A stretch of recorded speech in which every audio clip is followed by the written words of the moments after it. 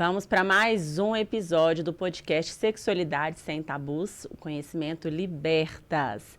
Esse podcast falamos sobre sexualidade, relacionamento, sexo, libido, tudo que envolve esse universo.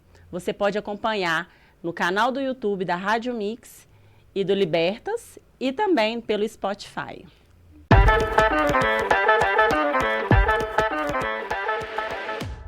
Socorro! Como voltar à conexão íntima após a maternidade? Esse é o tema de hoje. Ser mãe é uma das experiências mais transformadoras, mas também pode ser uma das mais desafiadoras. Entre noites sem dormir e a nova rotina, a intimidade com o parceiro muitas vezes fica em segundo plano. Mas e se eu te dissesse que é possível resgatar essa conexão mesmo no caos da maternidade? Hoje vamos explorar como superar a privação do sono e redescobrir a paixão no casamento.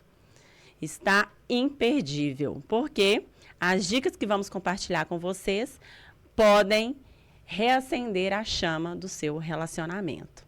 E para essa missão, recebemos hoje aqui uma pessoa incrível. Assim, o currículo dela está até separado aqui, que ela é fantástica. Ela é uma especialista. É a Débora Coggi. Me corrige? Coggi. Acabei de perguntar, já esqueci. É a Débora Coggi. Ela é mãe do Davi, mentora comportamental há 10 anos, sobrevivente da depressão pós-parto. Se identificou? Conseguiu restabelecer seu equilíbrio apenas após a adequação do sono do filho. E acredita que a extrema privação de sono pode contribuir para aumentar doenças psicológicas em mães e até mesmo para o crescente número de separações de casais no primeiro ano de vida dos filhos. Muito sério isso, hein, Débora? É isso aí. Débora ainda acumula uma experiência maravilhosa. Olha, já atendeu mais de 1.000 famílias presenciais e já soma mais de 5.000 horas de mentorias online. Uau! Suas pesquisas e observações são compartilhadas em consultorias e palestras pelo Brasil. Desenvolveu um método próprio, que compila técnicas e estratégias baseadas no estudo da neurociência e da psicanálise e desenvolvimento infantil. Atualmente, ela atua em Belo Horizonte e atende famílias e dá palestras em todo o Brasil. Débora, seja muito bem-vinda. Vamos te usar hoje. Me use, ó, você usou. Agora você falou uma frase que eu costumo falar com os meus clientes. Me use. Mas é hoje. Seja muito bem-vinda, Débora. E o seu currículo é gigante e é tudo que nós precisamos. Fala um pouquinho dessa sua experiência, da sua formação. Como é o seu trabalho hoje com o sono? Sim, Jordana, primeiramente, obrigado pelo convite. É um prazer estar aqui, ainda mais para falar sobre um assunto tão relevante, né?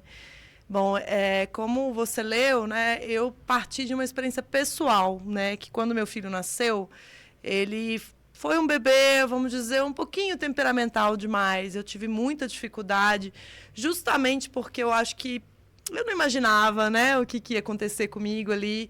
Eu falo que eu estava grávida, mas eu não sabia que ia ter um bebê, né? Então, ter um bebê, a realidade de ter um bebê ali foi um grande choque para mim. E o meu filho veio mesmo com um temperamento um pouquinho mais exacerbado, uma criança que tinha muita dificuldade de dormir, né? Passava o dia plugado, eu falo que era o pendrive, né, ali, plugado no peito, né? O dia inteiro tentando dormir, tirando cochilos curtos de 20 minutos. Não conseguia mamar o suficiente porque estava cansado demais e nem dormir o suficiente porque não tinha mamado o suficiente. Então, era um círculo vicioso. De madrugada, era de 40 em 40 minutos. Só quem vive isso sabe que eu estou falando a verdade. Tem uma telecena premiada em casa, né? Que chora. Quem nunca, gente? Uma maternidade. E isso era uma coisa, assim, que não... né? Assim, começou assim, foi se prolongando assim... Eu acho que quando deu, assim, mais ou menos uns 5 meses e meio, 6 meses, foi quando eu realmente tive um surto mesmo. E eu falei, bom, se isso aqui é ser mãe, se essa é a vida que está reservada para mim, eu prefiro morrer, né? Então, eu tinha decidido que eu ia morrer, né? Que eu não tinha, não queria viver aquilo mais, né? E foi quando eu fui diagnosticada, de fato, com a doença, né?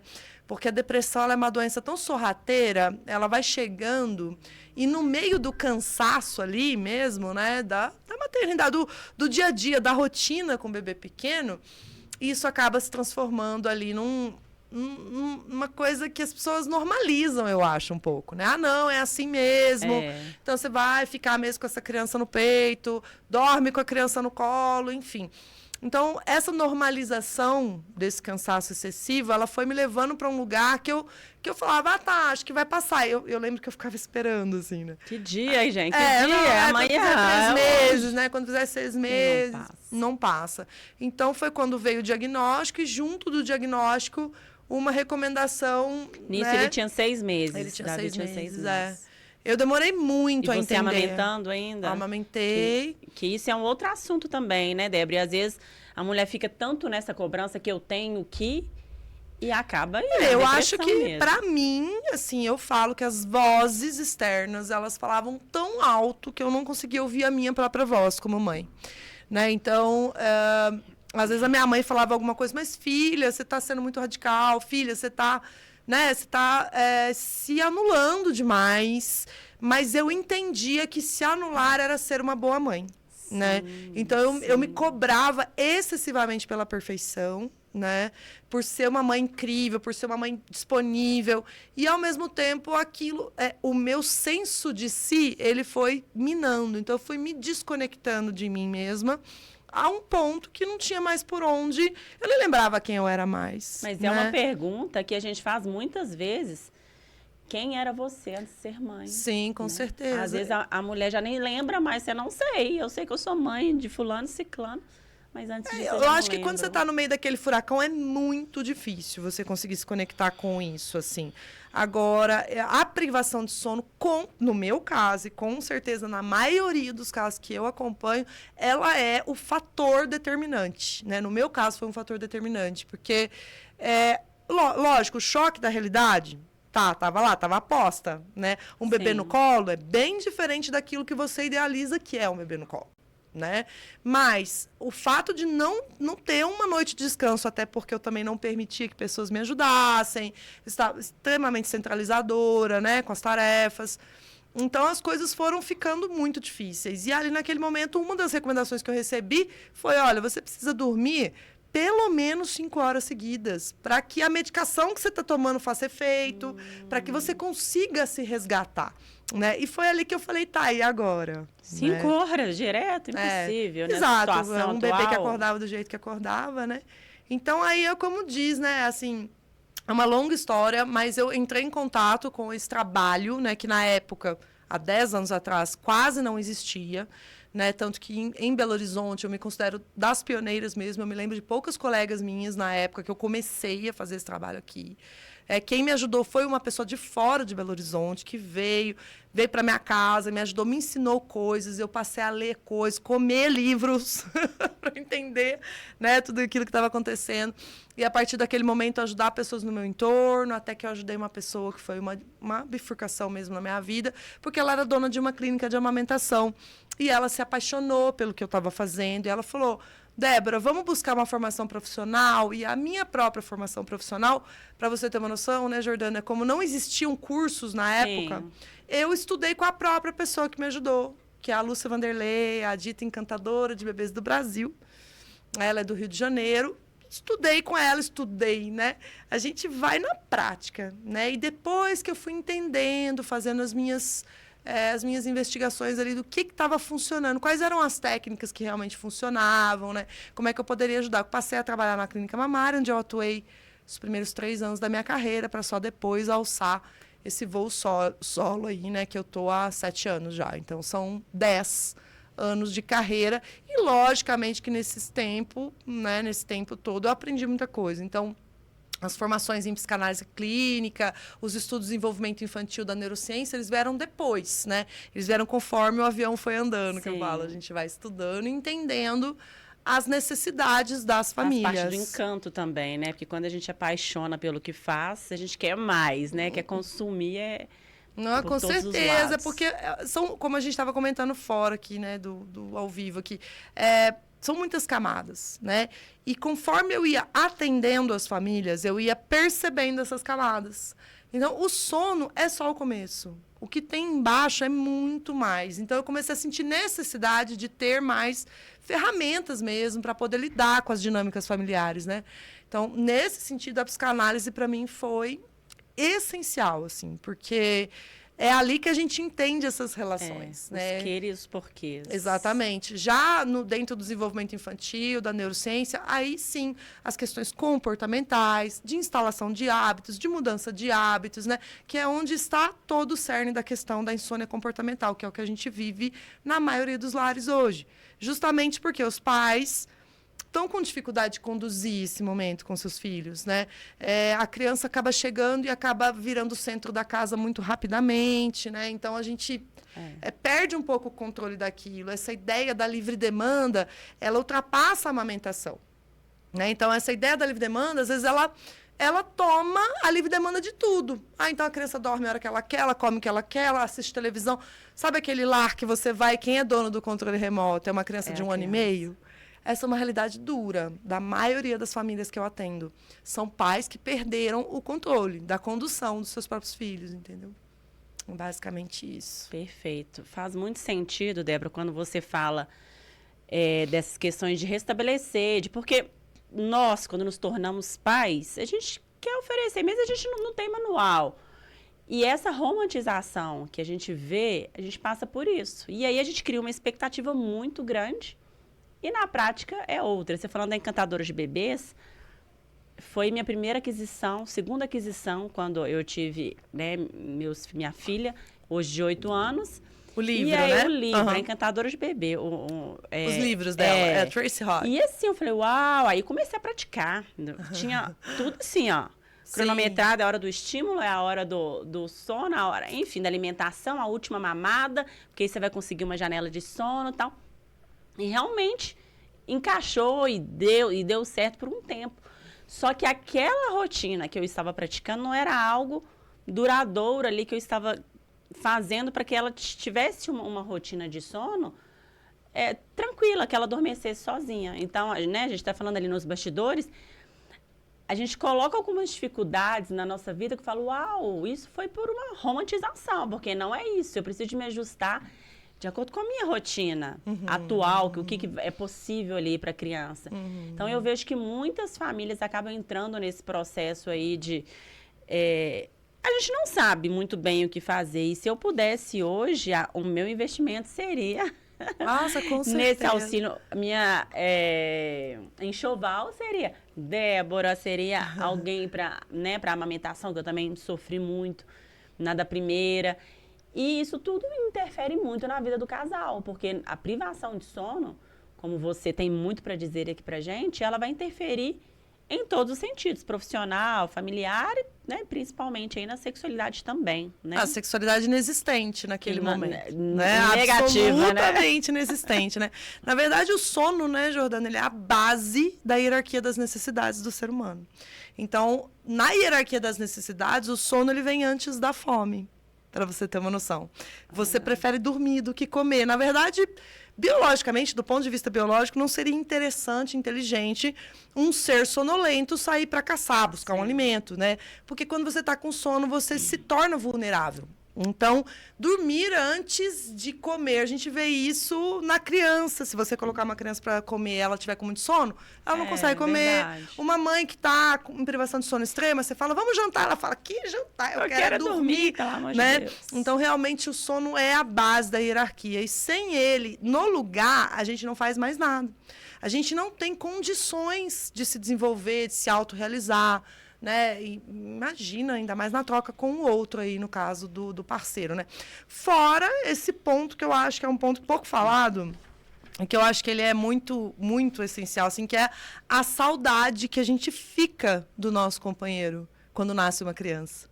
Você sente falta do seu parceiro, porque você não tem mais aquele tempo que você tinha para trocar. Então, eu me lembro que quando eu estava com o Davi pequeno, eu lembro que eu chorava, às vezes, para minha mãe. Eu falava, mãe, que saudade de sentar na sala e ouvir um disco com meu marido. Eu não tinha mais esse tempo simples, né? E que é um tempo pré-nupcial, vamos dizer assim. É o romance, é o momento da troca, né? A gente sabe que o sexo ele não começa na cama, né? Então, ali, todo aquele momento, aquelas trocas, isso tudo vai se resumindo ao quê? Trocar a fralda, botar o menino para dormir, menino chora, você fica horas com o menino no colo. Fora a amamentação que já mexe hormonalmente com a mulher. Então, muita coisa aí pra gente ter que superar para falar sobre sexo, né? Esse resgate dessa conexão realmente. Então, eu acredito que dentro de uma linha de tempo, esse primeiro ano de vida, não é à toa que mais da metade dos casais se separam no primeiro ano de vida de uma criança. Você pode ter 10 anos casado. Você está com um relacionamento estável, nasceu uma criança, a dinâmica muda. Assim, coisas vêm para fora. Né? Essa mulher acaba descobrindo coisas do parceiro que às vezes ela não gostou tanto. Né? Então, é uma queixa que eu recebo também, muitas mulheres decepcionadas com seus parceiros. Né? Por quê? Porque para o homem, a chegada de uma criança interfere pouco na vida dele. A vida dele continua. Ele continua trabalhando, ele sai, ele vai encontrar amigos, ele tem... A mulher não. A mulher fica estritamente por conta da criança. Então, a realidade para ela é muito mais dura, vamos dizer. É aquela sensação de injustiça, né? Que eu até falo assim, nossa, gente, isso é tudo eu. Vai reclamar com Deus, né? Porque, realmente, esse primeiro momento é feminino, né? Então, passado esse primeiro momento, que eu acho que é o gargalo da coisa, porque muitas vezes, sendo engolidos, né, por esse primeiro ano de vida, o casal se perde de si, né? Então a gente fala, né, que a gente tem a criança no centro e o casal começa a olhar só para a criança e esquece de olhar para si, né? E aí essa conexão, que é algo já tão raro, não é a conexão, eu sempre falo isso, assim, conexão é uma coisa tão rara que a gente deveria cuidar. Se a gente soubesse o tanto que é raro. Verdade. Vou usar um termo, né, de hoje, dar um match, mas de verdade, essa conexão emocional, ela se quebra fácil, né? Então, se não tiver um cuidado, e aí, mesmo que você esteja numa fase difícil, você, mãe que está ouvindo, uma criança pequena, existem coisas que você pode fazer na sua rotina para manter essa conexão acontecendo. E eu não estou falando de sexo, estou falando muito além disso, sabe? É muito além. Muito além. É muito além, porque esse olhar, né, do parceiro, ele precisa de enxergar ali também. É difícil para ambos, né? Porque parte de um casal e desmembram, um vira pai, outro vira mãe, e cada um exercendo um papel ali, a mãe muito de nutrir, né? E o corpo está preparado ali exatamente para isso, né? Os hormônios, prolactina, é para cuidar, né? Para oferecer alimento. E o homem não está dentro, propriamente dito, desse processo, não sente na pele, né, praticamente. E aí acha que passaram os 40 dias, pronto, mulher. Isso, tá já te dei o tempo. 40 dias já passaram e tá na hora aqui da gente namorar, voltar à nossa vida, né?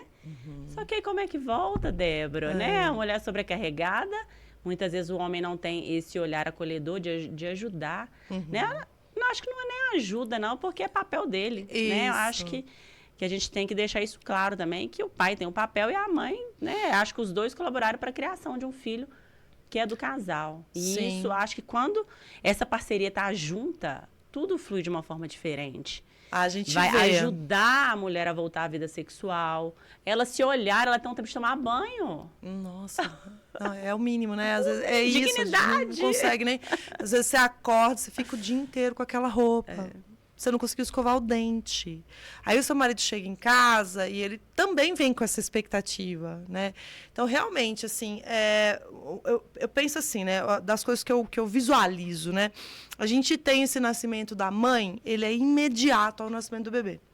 Nasce o bebê, a mãe nasce junto. Né? Porque não tem jeito, tá no seu colo, o que você falou. Você tem a missão de fazer essa criança sobreviver. Exato. E essa responsabilidade, ela é pesada. Porque você se sente só. Não tem uma mãe que não se sinta só, né? Nesse começo. Poxa, tudo eu, é só eu que faço isso. Às vezes a criança está chorando, o único colo que a criança para é o da mãe. Então, essa sensação de solidão, né? O homem, ele já leva pelo menos 6 meses para nascer pai. A criança tem que começar a interagir com ele para ele entender E, ao mesmo tempo, de todas as demandas e tarefas que uma criança, né, tá exigindo, a única que um homem não pode fazer é amamentar. Porque o resto ele pode fazer tudo. Então, ao meu ver, e aí você falou nessa coisa da participação, da ajuda, quando eu vejo que uma mulher, né, às vezes eu vou atender uma família, a mulher tem a presença do homem, a diferença na saúde do relacionamento, dos dois. Porque existe ali uma cumplicidade de entender que aquele é um momento, é uma fase, nós estamos passando por isso juntos, né? Aquilo não é uma responsabilidade dela só. Agora, a grande maioria ainda, infelizmente, trata assim esse assunto, né? Ah, não, e a gente vê isso nas falas, é sutil, assim. Ah, não, de noite é ela que resolve, sabe? De noite, que é a hora mais pesada, né? Lógico, todo mundo, ninguém quer levantar à noite para cuidar de criança, né? Então, o meu trabalho, ele entra nesse lugar e, geralmente, eu já trago o marido para a primeira reunião, assim, a reunião de alinhamento de expectativa com relação à mentoria, né? Vamos fazer uma mentoria, você está interessada? Eu trago o marido para reunião, eu não faço reunião de contratação de mentoria se não tiver o homem presente. Por quê?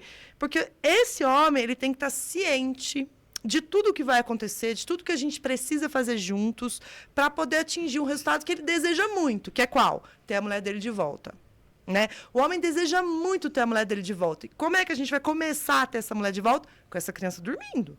Isso é um ponto, não tem como você fugir disso. Olha o sonho, gente, olha o sonho. Você botar uma criança para dormir e acordar no outro dia só, tá? Então, o que você vai fazer para isso acontecer?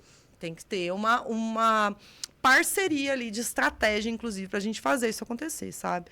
Então, realmente, o que a gente vê, na realidade, é mulheres que têm homens que são participativos, né? Elas conseguem, depois que passa essa fase, restaurar de uma forma mais rápida e fácil esse casamento. A grande maioria que, nesse momento, se decepcionou, se separa. Infelizmente. Estatístico isso, né? São 63% dos casais. No primeiro ano de vida.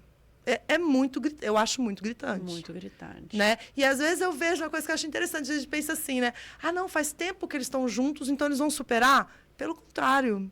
Pelo contrário. Às vezes um casal jovem, 2, 3 anos juntos, eles passam por aquele momento mais difícil muito mais unidos do que um casal que já tem mais tempo junto, sabe? Então, realmente é uma questão de... acho que a palavra é essa, é uma cumplicidade, é entender que é quase um abandono. A mulher se sente abandonada com tudo na mão ali, né? Falou, uai, uma com vida essa que depende totalmente de mim. Então, é muito complexo, porque isso causa um ressentimento, causa uma mágoa. Essa mulher, né, assim, é a observação, ela começa a nutrir raiva do marido, né? Porque o marido sai, o marido vive a vida, e aí ela fica em casa. Aí ele volta, ela tá lá, aquela coisa, entendeu? Mas lá dentro, ela tá nutrindo aquela raiva. Ai, mas por que ele pode e eu não, né? E aí, o que acontece? Nesse mesmo momento, essa criança ainda é muito apegada, muito ligada à mãe. Quem que faz melhor as coisas? É claro que é a mãe. E aí o homem acaba se acomodando nessa situação. E a mulher também centralizando as tarefas. Ela vai ficando cada vez mais sobrecarregada, com cada vez mais raiva do homem. E o homem é o quê? Aquele cara que brinca com o bebê, sabe? O bebê, legal. Aí na hora de dormir, a parte divertida, né? E aí entrega o pacote, né? Então isso vai criando um ressentimento que muitas vezes é reversível. Muitas vezes é reversível mesmo, infelizmente. Nossa. Né? Débora, dá pra gente aí algumas dicas para esses homens? Meninas, convidem aí os parceiros para assistir também, né? Para ouvir esse episódio. Porque às vezes fala, mas eu não sei o que eu faço, eu fico sem saber o que eu faço, como é que eu ajudo ela para alimentar é com ele. No colo, gosta de ficar no colo dela, para comer tem que ser com ela, para dormir tem que ser com ela, mas não é bem assim não, né, Débora? Não é, e isso na verdade é um discurso confortável, né, para todo mundo. Então assim, a gente tem que entender o quê? Primeira coisa, é muito mais difícil um bebê ficar em paz com o pai do que com a mãe? Mas isso não quer dizer que você não possa criar as suas maneiras de fazer isso acontecer, né? Se você tem, e aí uma coisa que eu acho muito legal, vou pegar um gancho que você falou lá atrás. a gente não nasce sabendo, não vem manual. Ninguém sabe ser pai e mãe. A gente aprende. Do mesmo jeito que a gente aprende tudo, tá? Então, existem, sim, profissionais que são guias, né? Como o meu trabalho, como trabalho de consultora de amamentação que a gente tem por aí. Pessoas estão ensinando. E eu vou te falar uma coisa. Quando você assume a postura de aprender, você começa a ser um pai incrível para o seu filho assim. Né? Olha, eu aprendo. E assim, você aprendeu hoje, tá? Amanhã é outra história. Seu filho mudou, cresceu. A gente estava falando agora da sua menina. 8 anos, é outro momento. São outras coisas que a gente aplica. O que deu certo lá atrás não quer dizer que vai dar certo agora. E a gente tem que estar aberto a isso. Não, eu tenho que aprender. Eu aprendi aqui, fase bebê, fase criança, fase pré-adolescente. A gente está sempre aprendendo. Então, estar aberto a aprender é o primeiro passo. Segunda coisa, né? Contrate uma pessoa, compre um curso, aprenda técnicas, né? Porque eu mesma, uma coisa que acontece comigo é uma coisa impressionante. Eu chego numa casa, ele não consegue pôr para dormir, o bebezinho, não consegue. Sabe quem eu levo comigo? O pai. Você não consegue? Então vem cá que você vai aprender agora. Vamos ver. E aí, uma coisa linda que acontece é que o homem, ele se empodera novamente, porque ele fala, uau, eu consegui. E aí ele sente aquela autoestima dele, dando ufa, beleza, agora eu posso. E aí ele pega aquilo, sabe, com a mão e faz acontecer. Então, um dos processos mais bonitos que tem nessas minhas mentorias presenciais é a gente ver os homens assumindo, né? E as mulheres voltarem a ter admiração pelos seus parceiros. Aumentou a libido, gente. Aumentou. Aí o tesão começa a acontecer de novo, aí entendeu? já começa tudo diferente. E aí eu acho legal, porque aí eu mesma, né, eu vou falando, então às vezes no grupo, assim, a gente tem um grupinho, aí ela fala, o papai foi lá e colocou pra dormir. Aí eu já mando assim, tá merecendo uma recompensa, hein? Porque é isso, entendeu? Você vai vendo que a mulher, ela vai realmente, nossa, mas então ele tá sendo um homem de verdade, de pegar, né? Exato, pegar e fazer a coisa, né? E não ficar naquela, não, mas é ela que... Quando você aprende as técnicas, qualquer pessoa pode aplicar. Você entende? É uma técnica que a vovó pode aplicar, o papai, enfim, todo mundo. Então, não tem mais saída, né? Não tem mais desculpa. E nessa técnica aí, a criança adormece sozinha? A minha técnica, né, Jordana, eu tenho uma técnica diferenciada, porque eu não trabalho com técnicas que visam choro desassistido, né? Então, eu vou ensinar a autonomia, mas eu vou ensinar a autonomia de forma gradual e gentil. E as técnicas todas envolvem embalo, envolvem colo, e depois aprender a ninar a criança. É uma transição, né? Então, eu não posso simplesmente botar e falar, agora você dorme, porque ele não sabe fazer isso ainda. Então, esse caminho do ensinamento mesmo passa pelo protagonismo dos pais, né? Agora, de uma forma bem... Assim, a maioria das pessoas me diz isso, né? Nossa, foi bem mais fácil do que eu imaginei, né? Eu achei que ia ser muito pior, achei que ia ter chororô. E não, claro que sempre tem choro, porque passa pelo processo de frustração, de mudança de hábito. Mas a gente não está abandonando a criança, né? Sozinha, principalmente bebês, de acordo aí com a maturidade neurológica, né, que a gente trabalha. Nossa, a gente dormir realmente é um trabalho de um valor imensurável. Assim, eu falo isso para você porque eu passei, né? Eu falo até hoje, eu brinco que eu teria vendido meu carro, mas eu teria vendido, porque ali naquele momento eu precisava muito daquilo. E aquilo, o trabalho que foi feito na minha família, salvou não só a minha vida, como a vida do meu filho, porque eu tinha pensamentos objetivos, né? E, principalmente, a minha maternidade. Eu passei a gostar de ser mãe, né?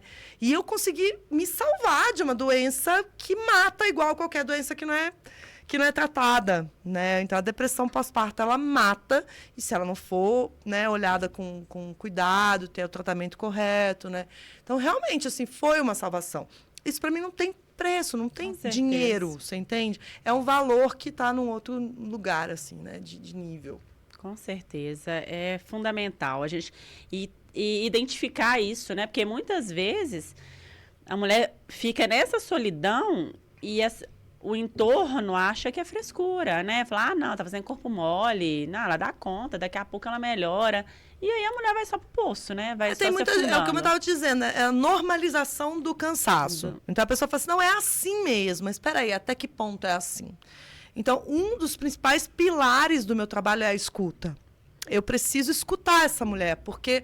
E muitas vezes, quando eu conto a minha própria história, porque hoje eu conto a minha história sem, né, assim... Claro que é difícil, claro que foi uma superação na minha vida, mas hoje a minha história ela serve de exemplo. Então, quando eu conto a minha história numa família, eu estou deixando aberto para essa mulher dizer para mim, nossa, mas sabe que eu também penso nisso? Porque é só assim que a gente vai descobrir. Verdade. Eu tinha muita vergonha de falar as coisas que eu sentia. Entendeu? Como é que eu ia contar para alguém que eu pensava em pegar o carro e passar em cima do meu filho?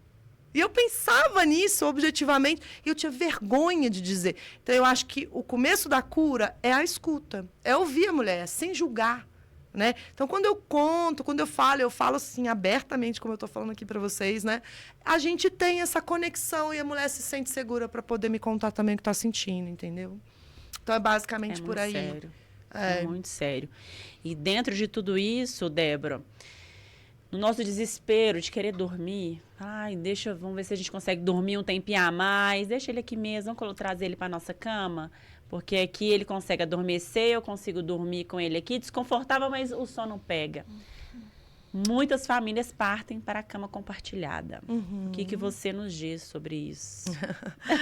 Esse assunto é super polêmico, né, Jordana? Assim, eu trago a minha opinião, que não é uma opinião...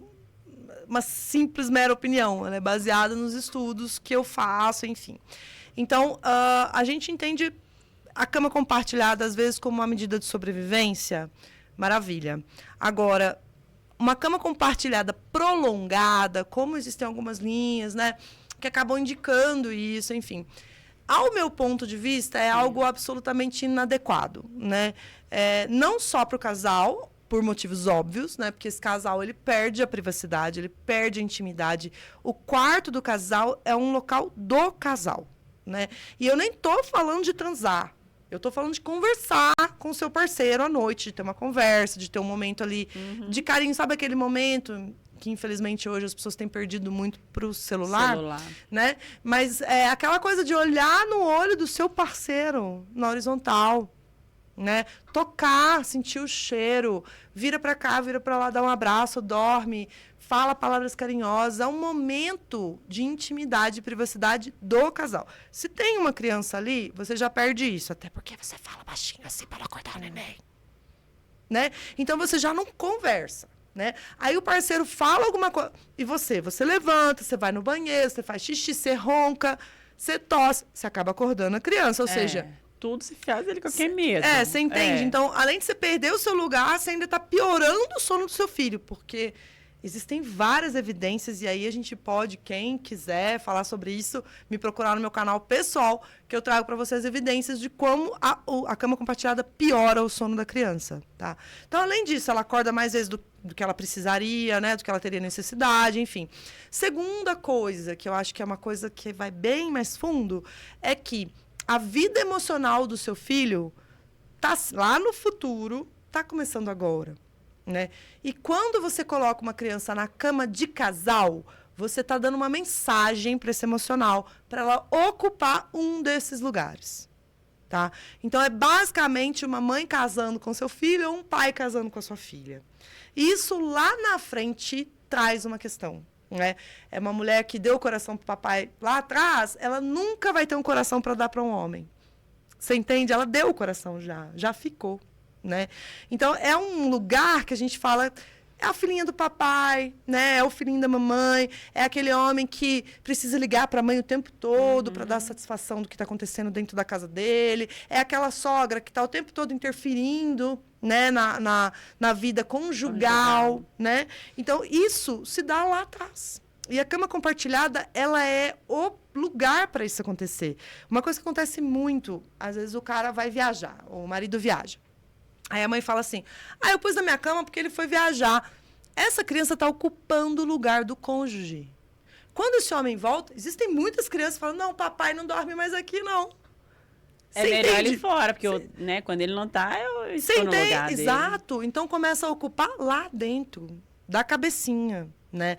E isso vai trazer um problema lá na frente, por quê? Porque esse homem Nunca vai ter uma mulher boa o suficiente, né? A mamãe sempre vai ser a melhor, a mulher nunca vai atingir suas expectativas. Ou a mulher mesmo, não, o meu pai é o homem da minha vida. Então, se o seu pai é o homem da sua vida, como é que você vai se apaixonar e viver um relacionamento pleno? Não vai. Não tem como, né? Então, o que acaba acontecendo na maioria dos relacionamentos é a mulher entregar o corpo para um homem e o coração que já ficou com o papai.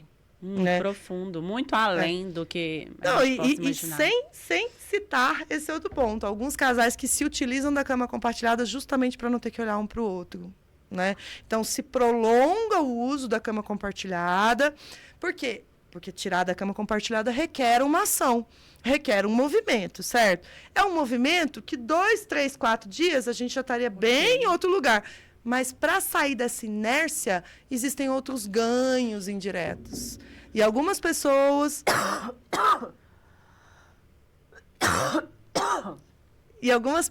justamente por não quererem olhar para isso mais profundamente, para o resgate da sexualidade, que é o que eu sempre falo, assim, ó, você está com um problema em casa, sua criança não está dormindo, certo? Então, você tem um problema. Todas as atenções estão nisso. Aí você resolve o problema. Para onde que vai a sua atenção agora? Então, você precisa olhar para o seu parceiro. E, às vezes, o casal não quer mexer nisso.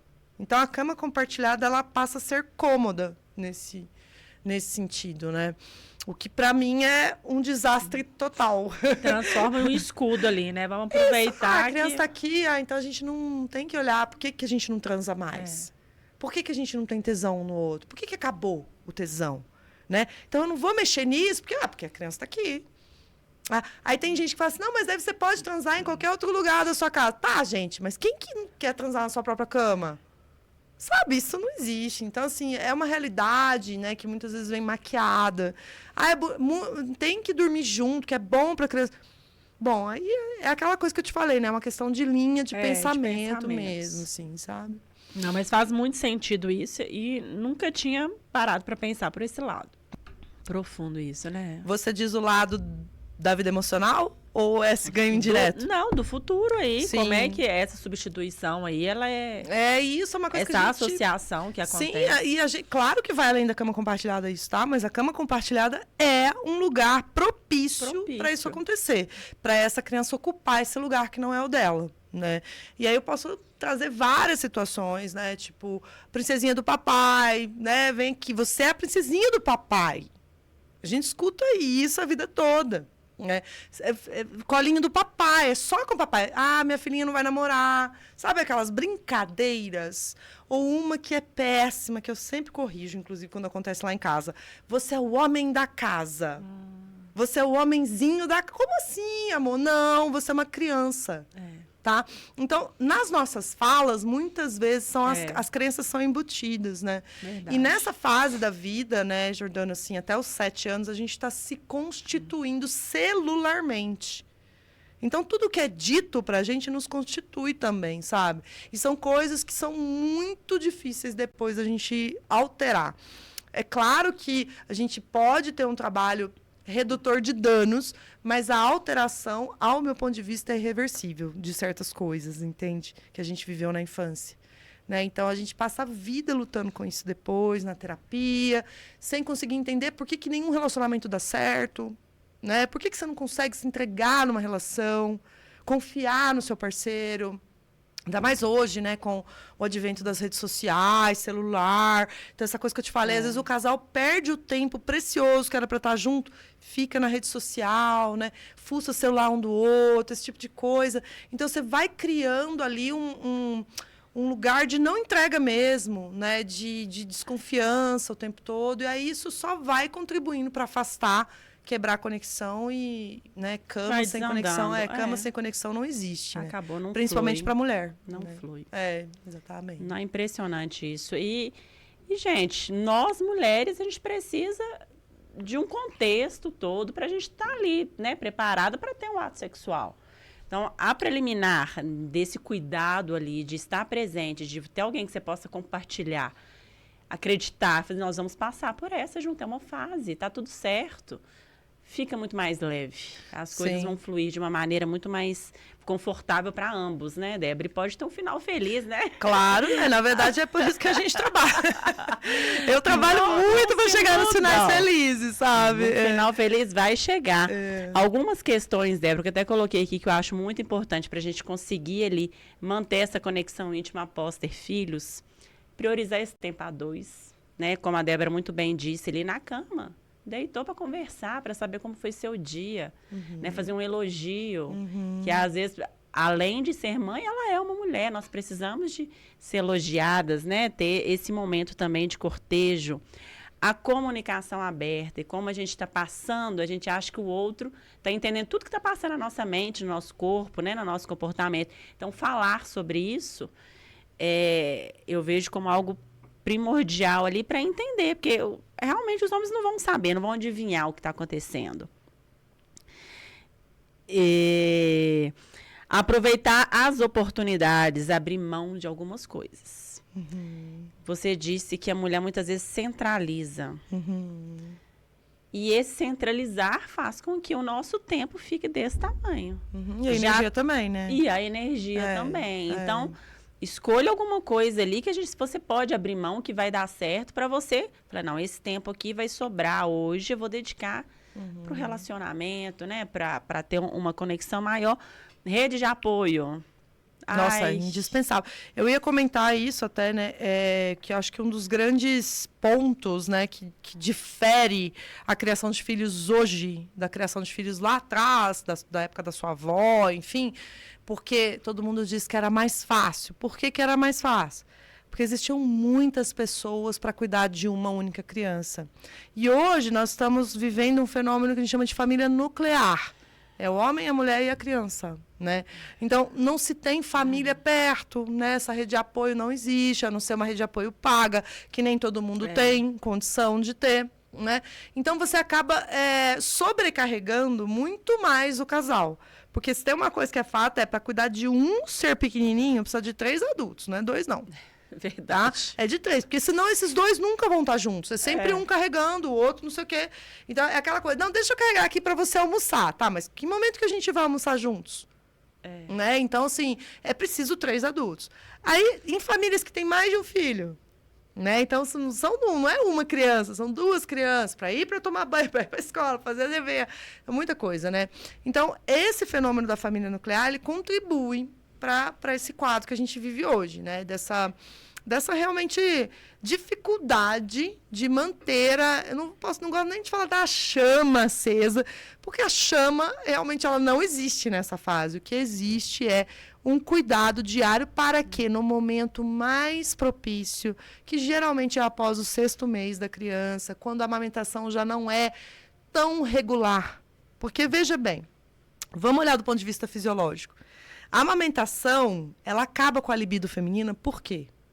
Acho que você sabe melhor do que eu. Os hormônios envolvidos na amamentação, eles são equivalentes a 50 orgasmos por dia. Então, essa mulher, ela não tem desejo sexual. Total voltado para nutrir. Certo. Só que a amamentação até o 6º mês, ela é demais. Ela é realmente o tempo todo. A partir do 6º mês, com a introdução alimentar, o bebê já fica um pouquinho mais independente, você já consegue pôr sentadinho num lugar. Aí, eu acho que é o momento da gente olhar mesmo. Porque até então é fisiológico, você entende que fica mais difícil. Quero dizer que você vai ficar 6 meses sem transar? Não estou dizendo isso. Agora, você não pode esperar, você homem, que você vai ter uma frequência sexual como a que você tinha antes, né? Isso é um fato. E, além disso, essa falta de cuidado consigo própria que a mulher não consegue ter, né? Como a gente estava dizendo, tomar um banho, arrumar um cabelo. A gente fica, às vezes, 5 dias sem lavar o cabelo, porque não consegue o tempo para lavar um cabelo, fazer uma unha, né? E isso tudo mexe com a autoestima da mulher, né? A mulher quer se sentir bonita. Para ir para a cama, ela quer, né? Fora essas outras questões de sobrecarga que geralmente envolvem os homens que se abstêm dos cuidados dos filhos, né? E outra coisa que você comentou, que eu acho que é o ponto pacífico, que é onde hoje a minha pesquisa com casais está, na comunicação. né? Porque, além da comunicação não ser aberta, né? Eu não dizer exatamente tudo que eu deveria dizer, eu não sei como dizer. Como dizer? Então, essa comunicação não chega no meu parceiro. O meu parceiro entende o tempo todo que ele está sendo cobrado, ele se defende o tempo todo, e aí a gente entra naquele embate, né? De uma mulher querendo fazer um pedido e esse homem se defendendo. Defensivo, né? o tempo inteiro. E vice-versa, tá? Porque toda comunicação é um pedido. A maioria das comunicações do casal é um pedido, tem um pedido atrás. Mas a forma que você fala, ela faz toda a diferença. Então, uma das minhas mentorias hoje com adultas, mulheres, é justamente na forma de falar as coisas, né? Porque quando a gente domina as técnicas de comunicação, a gente fala o que a gente quiser e a gente é ouvida, né? Então, ser ouvida requer saber como fazer. Como fazer. Né? E não é aquela coisa, mas eu que tenho que aprender tudo. A pessoa fala assim comigo, mas eu que tenho que aprender tudo? Meu marido não vai aprender nada? Eu falo assim, amor, é o seguinte, você tá casado, você quer continuar casado? Eu quero. Você é heterossexual? Sou. Então, homem é assim, amor. Você vai aprender a lidar com ele. Você vai aprender a dizer as coisas para ele te ouvir, né? Porque, na verdade, isso só vai melhorar o relacionamento como um todo, né? Então, não é uma questão de, sou eu que faço, como diz a minha mãe. Quem tem mais consciência tem mais responsabilidade dentro da relação. Não tem jeito. Você tem mais consciência? Tá vendo que vocês têm um problema de comunicação? Qual que é o problema de você, mulher, investir nisso, então? Né? Mas a comunicação é tudo. Tudo. Eu percebo isso assim, né? Eu posso falar aqui abertamente, né? O meu casamento, ele acabou pela falta da comunicação assertiva, né? Hoje eu vejo isso, né? Que se eu soubesse me comunicar com meu parceiro, possivelmente eu estaria casado ainda, né? Mas ali, no meio daquele turbilhão, com tudo acontecendo, realmente a minha comunicação era extremamente agressiva, violenta, né? Então eu já nem conseguia nem falar no tom, né? Tava sempre num tom acima. Acho que toda mulher entende isso, né? A gente está sem paciência, sem nada. Então isso traz sequelas, né, para a relação, né? A gente foi se separar 6 anos depois, 7 anos depois, mas eu ainda acho que tem uma sequela grande ali daquela fase, sabe? Não, nossa, gente, é assunto assim que nós já começamos sabendo que eram várias vertentes aqui que a gente vai precisar de voltar para conversar, Débora.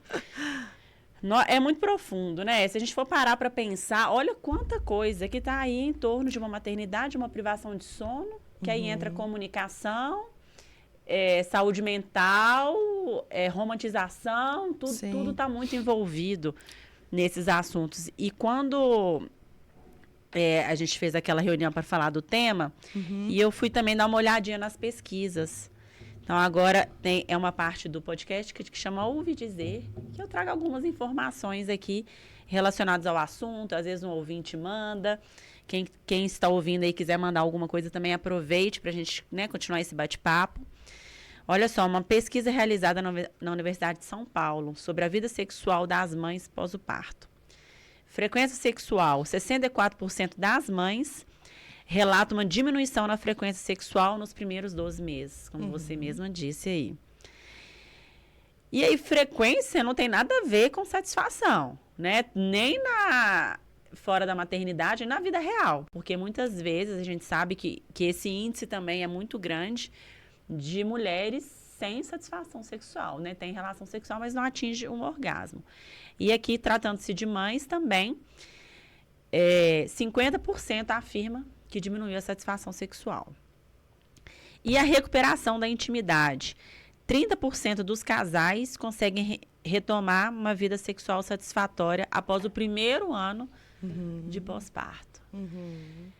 E eu acho que, assim, com todas essas informações, esse bate-papo nosso aqui, eu acho que a gente pode concluir que é paciência, é estudo, é investimento, né? Porque a gente tem que buscar isso, é aprender cada vez mais para facilitar a nossa vida, porque realmente é muito difícil, é desafiador. Eu acho que assim, a gente parte, se eu tivesse uma linha, né, contínua, acho que em primeiro lugar é a gente organizar essa rotina que chegou, com essa nova realidade, com esse novo membro da família. Seja você que chegou Você está no seu primeiro filho, no segundo filho, no terceiro filho. Quando chega um novo membro, né, numa comunidade, a gente precisa se reorganizar. Aprender, então estar disposto a aprender, colocar essas técnicas em prática. Maravilha, começou a dormir um pouquinho melhor. O que é o tempo da mulher? A mulher precisa olhar para si. Ela precisa olhar para ela. Ela precisa se conectar com ela mesma, né? E a partir dali ela consegue se conectar com o parceiro. E aí sim a comunicação é um ponto-chave, né? Porque a gente vê muito hoje uma invalidação constante da parceria, né? Então, na própria comunicação diária, rotineira, a gente vê mulheres que invalidam seus parceiros o tempo todo. E aí esse homem perde a motivação de ser um bom companheiro. E aí começa esse jogo de também invalidar a mulher. Então, tem hora que a gente olha e fala assim, por que esse casal tá junto? Meu Deus, eles devem ter cometido um crime, porque não é possível eles estarem juntos. O que mantém essas pessoas juntas? Porque parece que elas se odeiam, né? E realmente, se a gente não cuida desses pontos, principalmente a validação do outro, tá? Acho que isso é uma das coisas que mais faz diferença na autoestima do ser humano. Né? Quando a gente vai falar de disciplina positiva com criança, é quase o mesmo conceito que a gente faz dentro de um casamento, né? Se a gente fica criticando tudo que o outro faz, esse outro perde o desejo, perde a motivação de fazer algo que você... Então, você... Melhor não fazer. Vai reclamar mesmo, né? A pessoa se sente insuficiente, né? Eu não sou bom o suficiente, porque tudo que eu faço não tá bom. Ruim. Né? Então, aí, você entende? Isso vai criando aquele ressentimento, né? Então, isso dos dois lados, porque tem uma coisa que me incomoda muito, sabe, Jordana? É essa demonização do homem dentro do casamento, assim, com filhos, né? Que a gente vê algumas páginas... com um viés um pouquinho mais radical. Ah, mas homem é assim mesmo, homem não merece. Eu não acho que é assim a coisa, você entende? Eu acho que quando as pessoas conseguem colocar cada um no seu lugar, ocupar seu polo, vamos dizer assim, as coisas funcionam, né?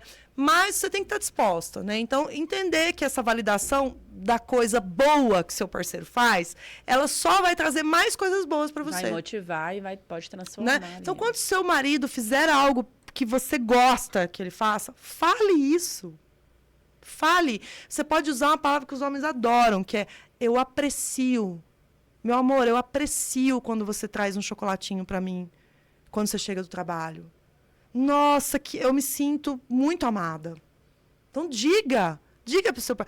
Amor, eu adoro quando você carrega o bebê para eu poder tomar um banho longo. Sabe? Quando você faz isso, seu parceiro, sabe que vai querer? Ai, que maravilha, eu vou fazer isso. Porque eu tô... O que o homem quer? Ele quer o sucesso com a mulher dele. Ele quer sentir que ele é bem-sucedido. Se ele está sentindo que ele é mal-sucedido, ele vai desistir do casamento. Isso tem uma coisa que o homem sabe fazer, é isso, né? Ele não sai da relação, ele desiste. E aí a mulher começa a ter motivos para ela sair da relação, tá? Então, a ideia da validação das coisas que são boas para você, não estou dizendo para você inventar coisas, né? Mas eu estou dizendo para você reconhecer quando as coisas acontecem, pequenas coisas. Sabe uma coisa que a gente perde o hábito de fazer? Agradecer. A gente não agradece.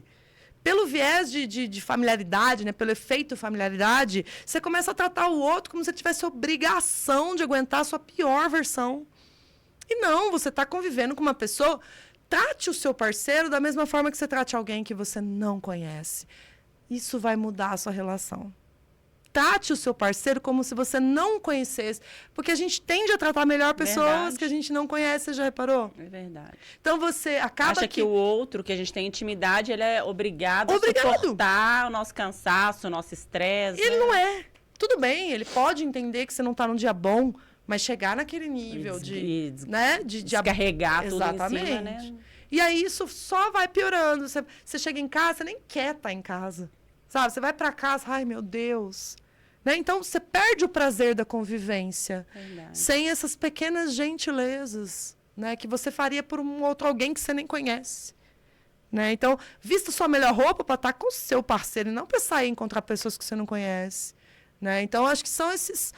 Isso a gente vai esquecendo, ainda mais no meio desse turbilhão, enfim. Mas, de fato, não tem outro caminho para fazer isso. Não tem uma fórmula mágica. tem realmente esse investimento, é o que você falou, assim, é uma dedicação que você tem que ter para o casamento também, né? Então, antes tem todo esse lugar para você olhar, mas olhado isso, passado esse primeiro momento, que é um turbilhão mesmo, olhar com mais... é a empatia mesmo de olhar o outro. Uma coisa que eu acho interessante é que... Então, pode seguir, que aí depois eu faço a intervenção. Às vezes, esse homem chega em casa e ele se sente... comandado pela sua mulher o tempo todo. É que ela se abriu a porta.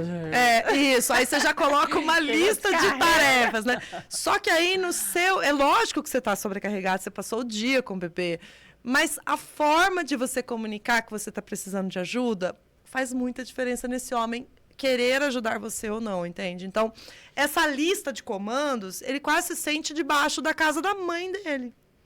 E se tem uma coisa que acaba com tesão, é a mulher virar mãe do marido. Isso a gente sabe, porque, né? Você não vai ter tesão no seu filho. E filho não tem tesão em mãe. Sim. Então, e acaba essa inversão mesmo ali. A mulher acaba virando essa mãe, sabe?